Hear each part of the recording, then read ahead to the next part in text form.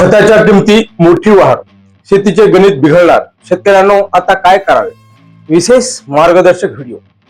नमस्कार शेतकरी मित्रांनो, गेल्या काही दिवसापासून आपल्या सर्वांच्या मनात एकच खळबळ आहे आणि ती म्हणजे खताच्या किमती.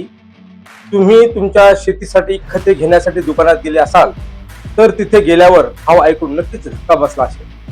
काय पुन्हा भाव वाढ? हा प्रश्न प्रत्येक शेतकऱ्याच्या मनात आज आहे. आपल्या सगळ्यांनाच माहिती आहे की खरीप हंगाम अगदी तोंडावर आला आहे. बियाणे, मशागत आणि आता या खताच्या वाढत्या दराचा ताण, हे सगळं पेलणार कसं? ढोकसाळ असो किंवा मंठा लोणार रोडचा परिसर, आज खताच्या दरवाढीमुळे तुमच्या उत्पादन खर्च किती पटीने वाढला आहे याची मला पूर्ण कल्पना आहे. शिवम कृषी टेक मध्ये रोज शेकडो शेतकरी माझ्याकडे येतात आणि तेच विचारतात, सखाराम भाऊ आता शेती परवडेल का?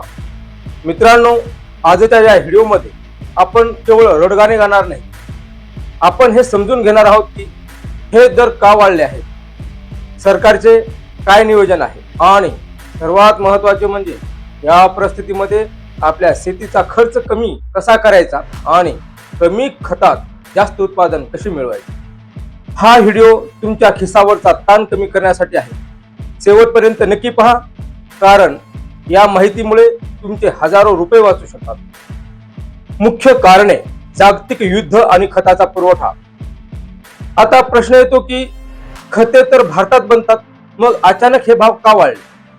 मित्रांनो, आपण आपल्या सोयीनुसार खते घेतो, पण या खताच्या निर्मितीसाठी लागणारा कच्चा माल म्हणजेच रॉ मटेरियल मात्र आपल्याला विदेशातून आयात करावा लागतो. सध्या इराण, इस्रायल आणि अमेरिकेच्या युद्धाचा परिणाम थेट आपल्या शेतीवर झाला आहे. समुद्राच्या मार्गावर, विशेषतः हॉर्मुझची समुद्रधुनी म्हणजे स्ट्रेट ऑफ हॉर्मुझ, जिथे युद्धजन्य परिस्थिती आहे, तिथून होणारा पुरवठा विस्कळीत झाला आहे. याचा फटका बघा कसा बसला आहे. युरिया 40% पुरवठा घटला आहे, अमोनिया 30% पुरवठा घटला आहे, तसंच पोटॅश 90% पुरवठा घटला आहे, सल्फर 76% पुरवठा घटला आहे, फॉस्फरिक ऍसिड 50% पर्यंत पुरवठा घटला आहे. यामुळेच आंतरराष्ट्रीय बाजारात या घटकांच्या किमती 17% ते 600% पर्यंत वाढल्या आहेत. जेव्हा कच्चा मालच 600% महाग होतो तेव्हा खताच्या पिशवीचे दर वाढणार हे अटळ असते. चीनने तर सल्फर आणि फॉस्फरिक ऍसिडच्या निर्यातीवर बंदी घातली आहे, ज्याचा परिणाम आपल्या खत निर्मिती उद्योगावर झाला आहे. वाढलेले दर काय आहे? सत्य परिस्थिती. आता आपण प्रत्यक्ष दरावर नजर टाकूया. हे दर विविध खताच्या आकडेवारीनुसार आहेत. तुमच्या भागात थोडेफार कमी जास्त असू शकतात, पण वाढीची टक्केवारी मोठी आहे. खताचे नाव, जुने दर प्रतिबॅग आणि नवीन दर प्रतिबॅग वाढ किती टक्क्याने झाली हे पाहूया. 10, 26, 26 जुने रेट 1800 रुपये, नवीन 2250 रुपये, 25% वाढ. 19, 19, 19 2075 रुपये, 2300 रुपये आणि 10.84%. 20, 013 1450, 1800 24.14% वाढ. 24, 24, 1800 रुपये, 2200 रुपये, 22.22% वाढ. DAP 1400 रुपये, 1750 रुपये, 25% वाढ. MOP म्हणजे म्युरेट ऑफ पोटॅश 1850 रुपये, 1975 रुपये, 6.75% वाढ. हे दर ऐकल्यावर नक्की डोळ्यासमोर अंधारी येते, पण मित्रांनो, यावर उपाय काय? हे दर कमी करण्यासाठी केंद्र सरकार न्यूट्रिएंट बेस्ड सबसिडी म्हणजे NBS देते. सरकारला नायट्रोजन सोडून फॉस्फरस आणि पोटॅशियमच्या सबसिडीत 12% वाढ करावी लागली आहे. 2026-27 च्या बजेटमध्ये सरकारने 1,70,805 कोटी रुपयाची तरतूद केली आहे. तरीही मागणी आणि पुरवठा यांच्यातील दरी मोठी आहे. व्यावहारिक उपाय: खर्च कसा कमी करायचा, विशेष सल्ला. आता आपण आलो आहोत सर्वात महत्वाच्या भागाकडे. दर वाढले, आता करायचं काय? हात जोडायचे की शेती सोडून द्यायची? अजिबात नाही. आपल्याला स्मार्ट फार्मिंग कडे वळायची हीच वेळ आहे. शिवम कृषी टेकच्या माध्यमातून मी माझ्या ढोकसाळ आणि आसपासच्या शेतकऱ्यांना हे 5 मंत्र नेहमी सांगतो. नंबर 1, माती परीक्षण, सॉइल टेस्टिंग नक्की करा. आपण विनाकारण खते टाकतो. माती तपासल्याशिवाय खते टाकणे म्हणजे अंधारात गोळ्या मारण्यासारखे आहे. तुमच्या जमिनीत कोणत्या खताची गरज आहे ते माती प्रश्नातून समजते, त्यामुळे अनाठायी खताचा खर्च वाचतो. नंबर 2, संतुलित खताचा वापर.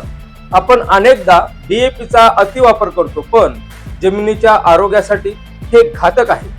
सेंद्रिय खताचा आणि जीवाणू खताचा वापर वाढतो, यामुळे मातीचा पोत सुधारतो आणि रासायनिक खताच्या कार्यक्षमता वाढते. नंबर 3, खतांची वेळ आणि पद्धत.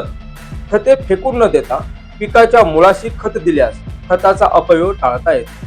यामुळे खताची कार्यक्षमता 30% पर्यंत वाढते. नंबर 4, हिरवळीची खते.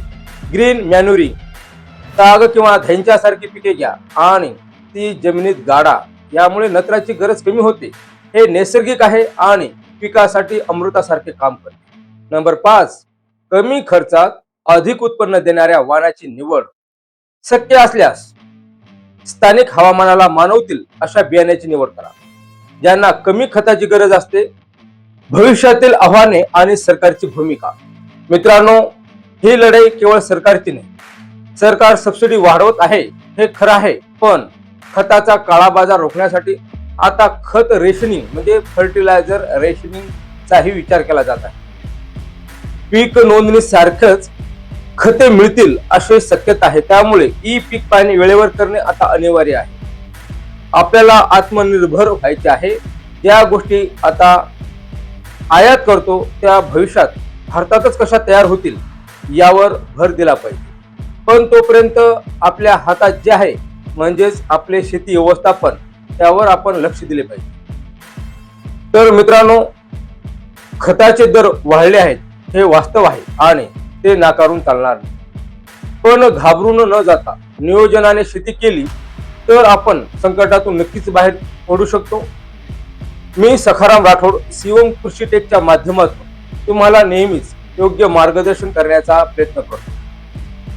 जर तुम्हाला तुमच्या जमिनीचे माती परीक्षण करायचे असेल किंवा खताच्या नियोजनाबद्दल काही सल्ला हवा असेल तर नक्की ढोकसाळ येथील माझ्या दुकानाला भेट द्या. आपण मिळून आपल्या शेतीचा खर्च कमी करूया. तुम्हाला काय वाटते? या दरवाढीबद्दल तुमच्या गावात काय चर्चा आहे? खाली कमेंट्स मध्ये नक्की सांगा. व्हिडिओ आवडला असेल तर लाईक करा आणि व्हॉट्सअप ग्रुपवर शेअर करा. आणि हो, माहिती आवडली असेल तर चॅनलला सबस्क्राईब करायला आणि शेजारी बेल आयकॉन प्रेस करून घ्या, जेणेकरून शेतीविषयक सर्व अपडेट्स तुम्हाला सर्वात आधी मिळतील. शेतकरी मित्रांनो, लढत रहा, प्रगत रहा. जय जवान, जय किसान. व्हिडिओ शेवटपर्यंत पाहिल्याबद्दल धन्यवाद. भेटूया पुढील व्हिडिओमध्ये. तोपर्यंत राम राम.